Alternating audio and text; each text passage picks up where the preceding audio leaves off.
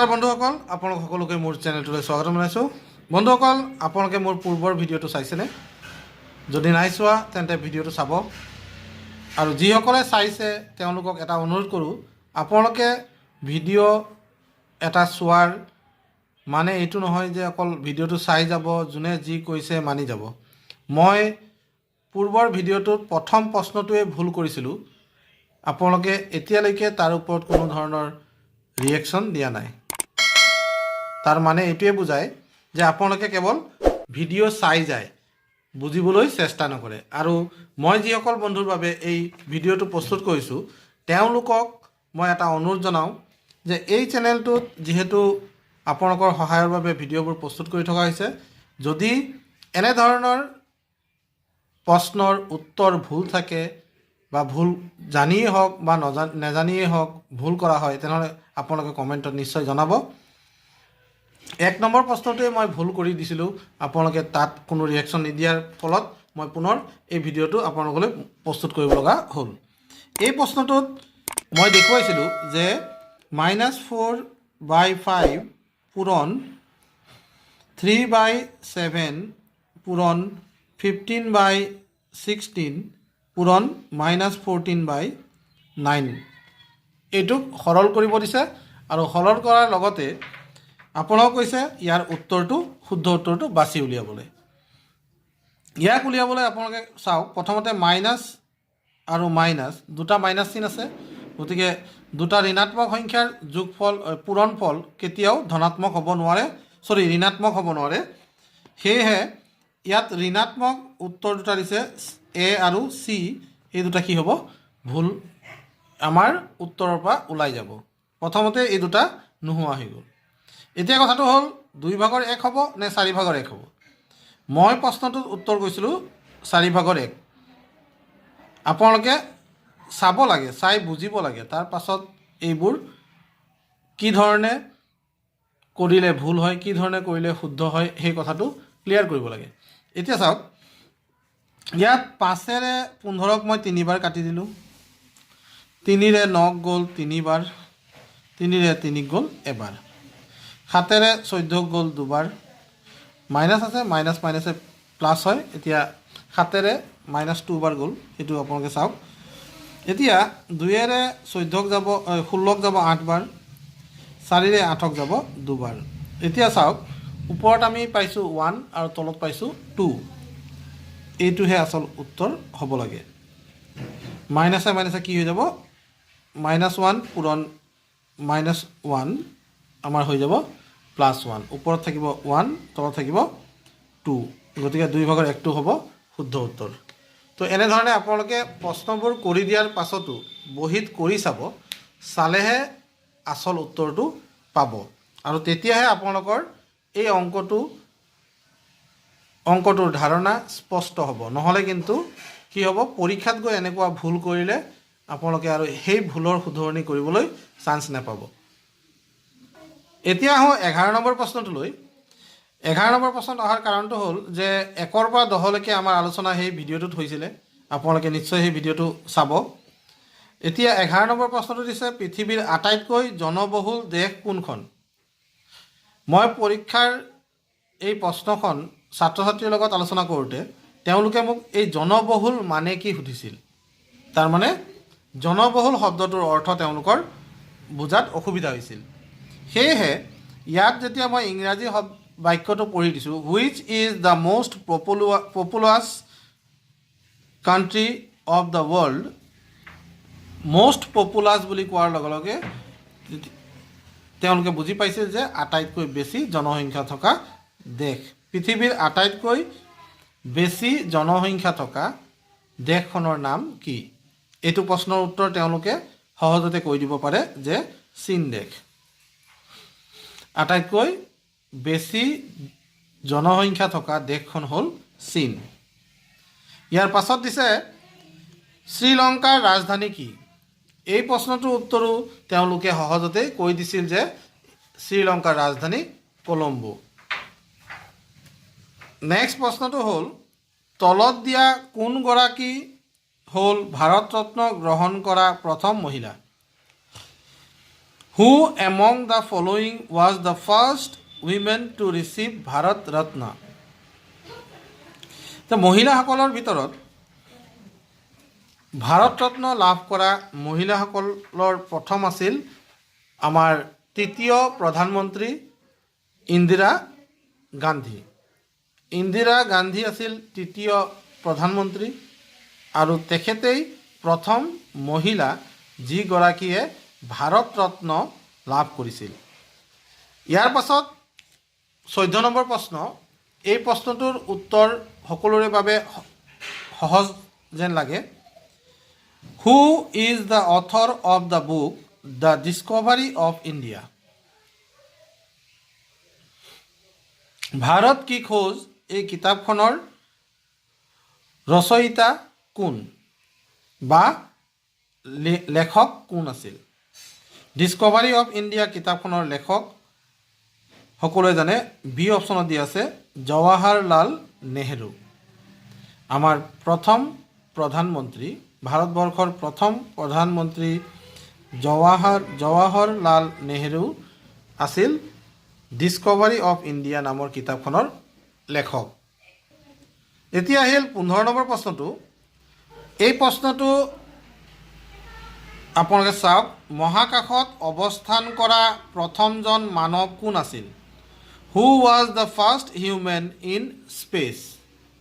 অপশ্যনবিলাক দিয়া আছে Neil Armstrong, Edwin Aldrin, Yuri Gagarin, Valentina Tereshkova. আপোনালোকৰ মনত নিশ্চয় নীল আৰ্মষ্ট্ৰং আহি আছে শুদ্ধ উত্তৰ বুলি। নীল আৰ্মষ্ট্ৰং আছিল চন্দ্ৰত পদাৰ্পণ কৰা প্ৰথমজন মানৱ। নীল আৰ্মষ্ট্ৰঙৰ লগত চন্দ্ৰলৈ গৈছিল ইউৰি গেগাৰিন আৰু এডউইন এলড্ৰিন। এই প্ৰথম তিনিগৰাকী চন্দ্ৰলৈ গৈছিল। এতিয়া কথাটো হ'ল, আমাৰ প্ৰশ্ন হ'ল মহাকাশত অৱস্থান কৰা প্ৰথমজন মানৱ কোন আছিল? আপোনালোকে জানে যে মহাকাশলৈ মানুহ পঠিওৱাৰ প্ৰথম কামটো কৰিছিল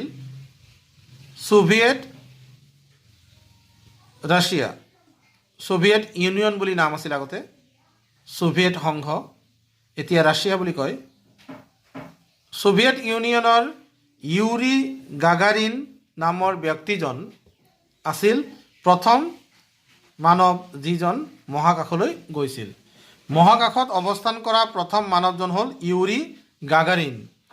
তেখেতে যিখন বাহনত গৈছিল সেই বাহনখন 108 মিনিট পৃথিৱীক প্ৰদক্ষিণ কৰিছিল, পৃথিৱীৰ চাৰিওফালে ঘূৰি আছিল আৰু সেই বাহনখনৰ গতিবেগ আছিল 27,400 কিলোমিটাৰ, 27,400 কিলোমিটাৰ প্ৰতি ঘণ্টা। ইমান স্পীডত সেই যানখন গতি কৰিছিল। আপোনালোকে মনত ৰাখিব। নেক্সট প্ৰশ্নটো আছে 16 নম্বৰ। শিখ ধৰ্মৰ প্ৰতিষ্ঠাপক কোন আছিল? এই প্ৰশ্নৰ উত্তৰ আপোনালোকে নিশ্চয় জানে, বহুতে হয়তো পাহৰিছে, তথাপিও মই কৈ দিওঁ। শিখ ধৰ্মৰ প্ৰতিষ্ঠাপক আছিল গুৰু নানক দেৱ। গুৰু নানক আছিল শিখ ধৰ্মৰ প্ৰতিষ্ঠাপক। ইয়াৰ পাছত আছে 17 নম্বৰ। সৰু সৰু বাচ্চায়ো প্ৰশ্নটো জানে, কিন্তু আপোনালোকে বহুতে হয়তো পাহৰিছে, পাহৰাসকলৰ বাবেহে প্ৰশ্নটো দি আছোঁ। Who is known as the iron man of India? ভাৰতৰ লৌহ মানৱ বুলি কাক কোৱা হয়?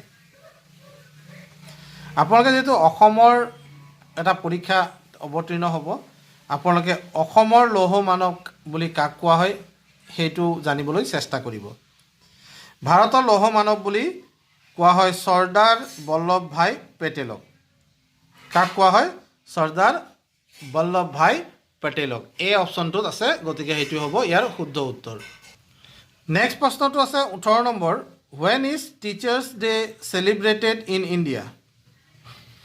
ভাৰতত শিক্ষক দিৱস কেতিয়া উদযাপন কৰা হয়? বহুতে হয়তো নিজৰ প্ৰিয় শিক্ষকজনকো পাহৰি গৈছে, গতিকে শিক্ষক দিৱস কেতিয়া উদযাপন কৰা সেইটো হয়তো পাহৰি গৈছে। শিক্ষক দিৱস 5 ছেপ্টেম্বৰ তাৰিখে উদযাপন কৰা হয়। অপশ্যন বিত দিয়া আছে 5 ছেপ্টেম্বৰ, আপোনালোকে চাব পাৰে। শিক্ষক দিৱস 5 ছেপ্টেম্বৰ তাৰিখে উদযাপন কৰা হয়। তলত দিয়া কোনজন নেতা ভাৰতৰ ৰাষ্ট্ৰপতি নাছিল? ইয়াত আপোনালোকক দিয়া আছে কোনজন নেতা ভাৰতৰ ৰাষ্ট্ৰপতি নাছিল।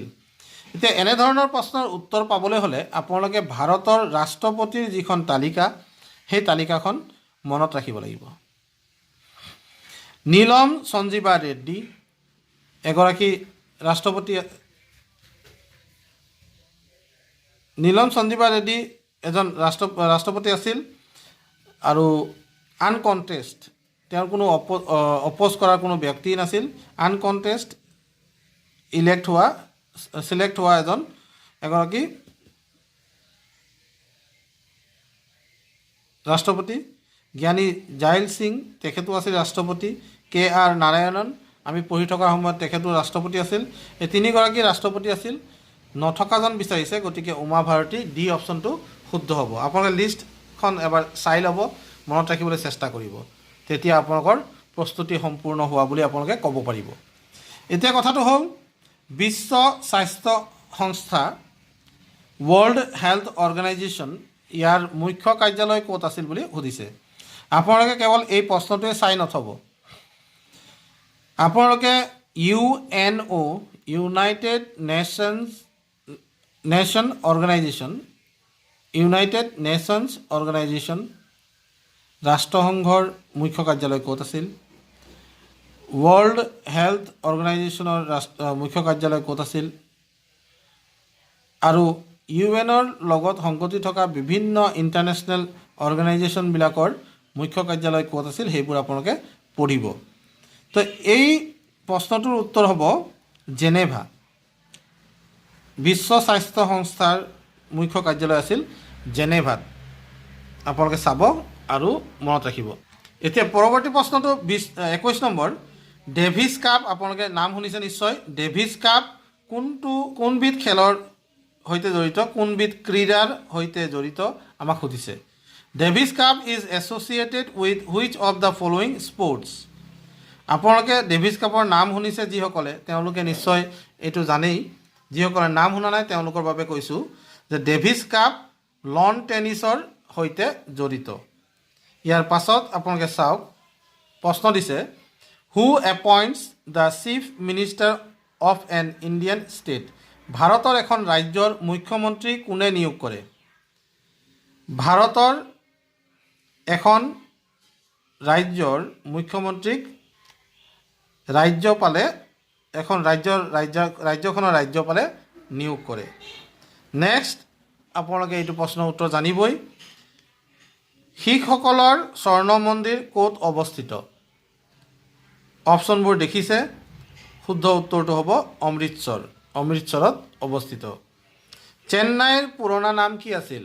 বহুতে হয়তো চেন্নাইৰ পুৰণা নামটো পাহৰি গৈছে, কাৰণ চেন্নাইৰ পুৰণা নামটো আছিল মাদ্ৰাছ। ডি অপশ্যনটো হ'ব ইয়াৰ শুদ্ধ উত্তৰ। 25 নম্বৰ প্ৰশ্নটোলৈ আহিছোঁ। নামদফা ৰাষ্ট্ৰীয় উদ্যান ভাৰতৰ কোনখন ৰাজ্যত অৱস্থিত? নামদফা ৰাষ্ট্ৰীয় উদ্যান আমাৰ ভাৰতৰ অৰুণাচল প্ৰদেশত অৱস্থিত। আপোনালোকে মনত ৰাখিব। ইয়াত আহিছে 26 নম্বৰ প্ৰশ্নত, who was the last Mughal emperor? মোগলসকলৰ শেষ ৰজাজন কোন আছিল?